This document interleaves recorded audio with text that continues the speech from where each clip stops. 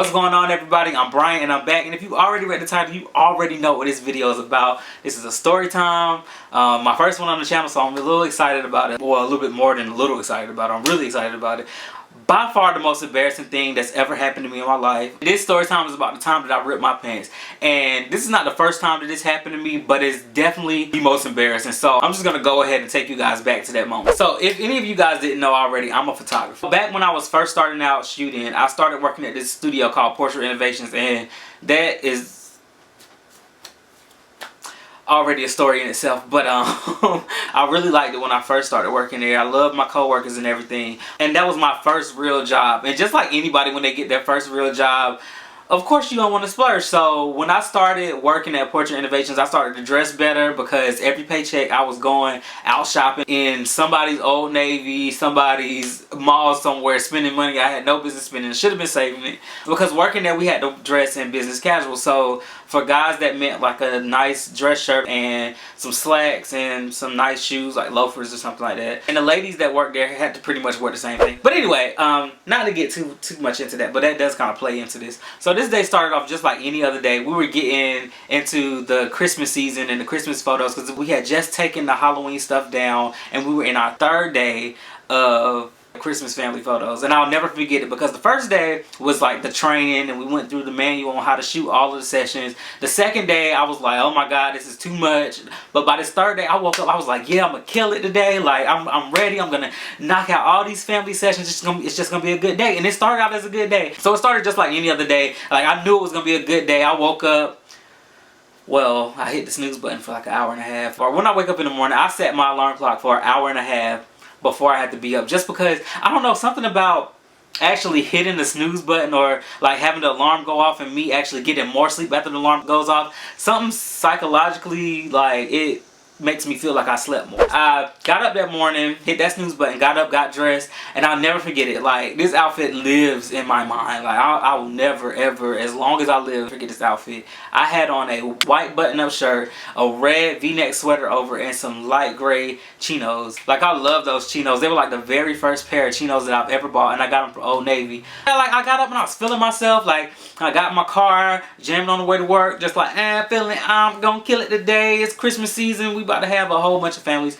By the time I got to the studio that morning, I walked in, I looked at the list of sessions that we have today. Never ever in my black life have I ever seen a booking sheet that packed. Like, I've never in my life. If any of you guys have ever been to Portrait Innovations during the Christmas season, you know exactly what I'm talking about. Like, the booking list literally is booked for every 15 minutes. Like, we book every 15 minutes, and every slot on that booking sheet was filled. So I walked in, I looked at the list, and I'm like, crap. But I'm gonna kill it, because you know I'm still in a good mood. After checking the list, I went to go talk to all my co-workers, like, hey, how you doing today? Laugh with them a little bit. We were actually making fun of our district manager because she was actually in the studio that day, and she's just rude AF, like, so rude. Have you ever met somebody that, like, just their presence just kind of drains you? Just them being around you just kind of like really affects your whole posture. Like, they come around and it's just like, why this here? That's how she was. But anyway, she was there, and she, like, nobody liked her. So we all pretty much made this pack, and we was like, we ain't letting her ruin our day today. So she say something, just brush it off, like, you know, we're gonna get through the day. So I talked to them. We do a little cleaning of the studio before people usually come in the morning, like vacuum and stuff like that. So I think I was on bathroom duty that morning, so I cleaned the bathrooms up. And by 9 o'clock, we were ready for our first session. So the first session comes in is great. Second, third, everything's just rolling nicely today.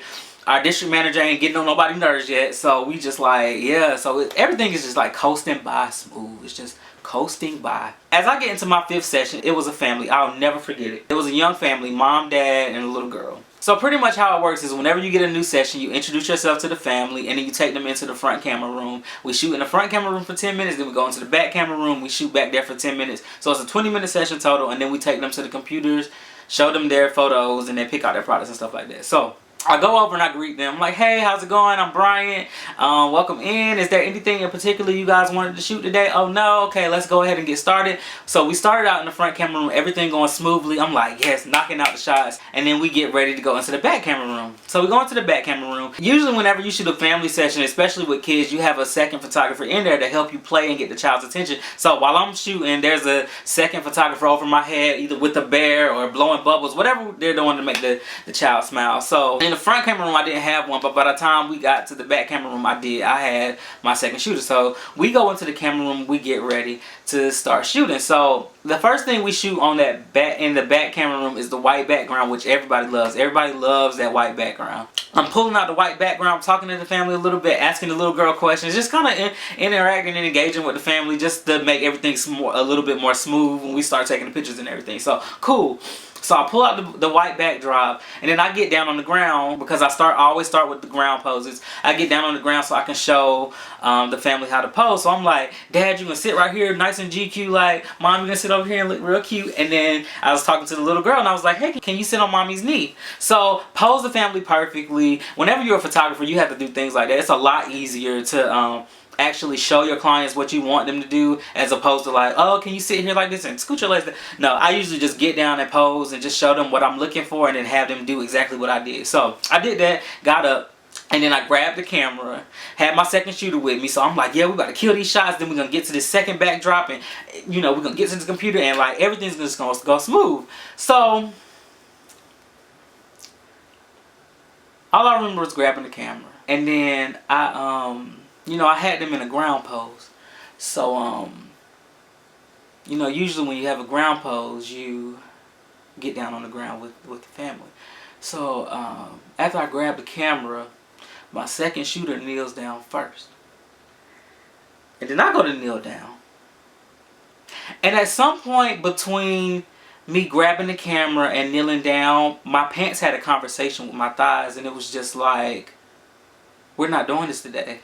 So, as I was kneeling down and reached that peak of kneeling, I felt the breeze. I didn't hear anything. I did feel I felt a little burst, you know, like I can't explain it. And my pants indeed said, not today. My pants said, we want no more. My pants said, give us free. My pants said, we don't do this type of work. My pants said, we don't get paid enough. My pants said, we're gone like Trump's hairline. Like, my pants just gave up on me and just left me hanging. And not only did my pants just fly open, like just burst open, but on that very particular day, I decided to wear the brightest orange pair of boxers that I could find. So here I am, kneeling down. At some point I decided, like, I'm not gonna look down, because if I look down, it's real, and if I don't look down, it never happened, right? So I start taking pictures. I look to my left, and my second shooter is over in a full fetal position on her side, laughing hysterically as if something was funny. I'm in my skin, mortified, like I wanted to go with the rest of my pants. So I didn't look down. I just kept on shooting. I shot a couple of pictures, and then I looked at the camera. At this point, I still hadn't looked down yet. So all I know is after I look over to my left and see my second shooter dying laughing, I look straight ahead, and Mom was about to like bust open laughing. Like, she was trying so hard to hold it, but at some point her inhibitions gave away too, kind of like my pants, and she just bust out laughing. I don't like being laughed at. I don't think anybody likes being laughed at, and I'm usually the type of person that can laugh at myself. But I was like, okay, we're done back here. I'm gonna load these up on the computer, and then we're gonna take a look at them. Just give me a second to load them up, and I'll be right with you guys. So they're like, okay. I leave the camera room. I hear everybody in the camera room, little girl included, dying laughing. I wanted to cry a little bit. So I load the pictures on the computer. I see a couple of my coworkers pass, and they didn't say anything about it. They just kind of passed like they didn't see anything. So I was like, okay, maybe it's not that bad. Mind you, I'm still not looking down. I put the memory card in the computer, started the import process, and I ran so fast to the bathroom, like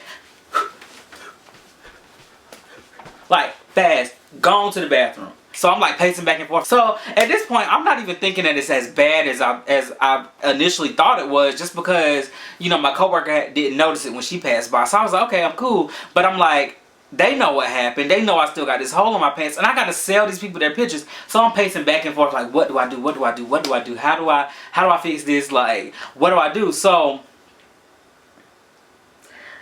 at that point, I kind of decided that at some point I have to look at this. So I looked down, and I looked just like that into the mirror. Not only was there a split from the back of my pants all the way to the front of my leg, but there was a second split that went from the top of that split all the way down my leg. Oh my God. Bright orange draws and brown skin everywhere. Like, I'm just like, oh my God, that looks so bad. I'm like, what do I do? Like, at that point, I'm like, what do I do? I was like, I gotta go home. I'm not staying here. I can't do it. Like, I'm going home. So I peeked my head out of the bathroom and I called one of my coworkers. I'm like, can you come here, please? My pants ripped, and they ripped, like real ripped. So could you get our district manager and tell her to come here? So the district manager comes, and I'm like, I didn't even want to talk to the lady all day. Like, as a matter of fact, I didn't talk to her all day. So she comes, she's like, hey, what's up? What do you need? I was like, I split my pants. I need to go home and change. I don't know what I expected her to say, but what she said made me want to call her something, and I wasn't gonna do that. But I expected her to have just a little bit of compassion for me. Did I get any compassion? No. You can't go home. You have to stay. We have a lot of people in here, and you're just going to have to like take your sweater off and wrap it around your waist or something. Who? I said, no, I'm going home. And I closed the bathroom door.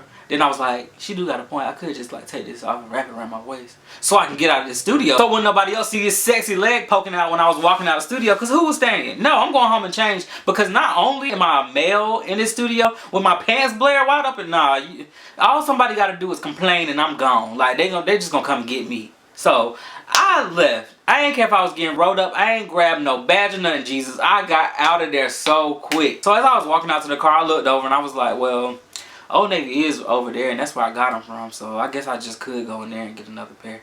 So I went in Old Navy. I got a couple of looks. People looked at me a little sideways, but went in Old Navy, bought the pants, went into their dressing room, changed the pants, and went back out to my car. And I just had to get some lunch after that, because all of that embarrassment and torture just worked up an appetite, and I was hungry after that. So I took me an early lunch and went back to the studio. And by the time I got back, luckily that family was gone. My second shooter, on the other hand, wasn't. And she laughed at me for the rest of the month. And that was by far like the most embarrassing moment of my life. Like, it just goes to show that we cannot, as bigger guys, we cannot sacrifice the quality of our clothes, because they will give out on you. And then when they do, you better have some black drawers on. Like, no more. No more. No more. No more. Alright, you guys. So that was the time that I ripped my pants. And that was by far the most embarrassing moment of my life. Like, I didn't feel like I was going to recover from that. So if you guys have had any embarrassing moments, scroll down to the comment section and let me know what it is. And if you've ever ripped your pants before, go ahead and give me a little bit of sympathy by giving this video a big thumbs up. And if you like this video, go ahead and scroll down the page a little bit, click that subscribe button, and while you're at it, follow me on Facebook, Snapchat, and Instagram. And until next time, I'm out. Bye.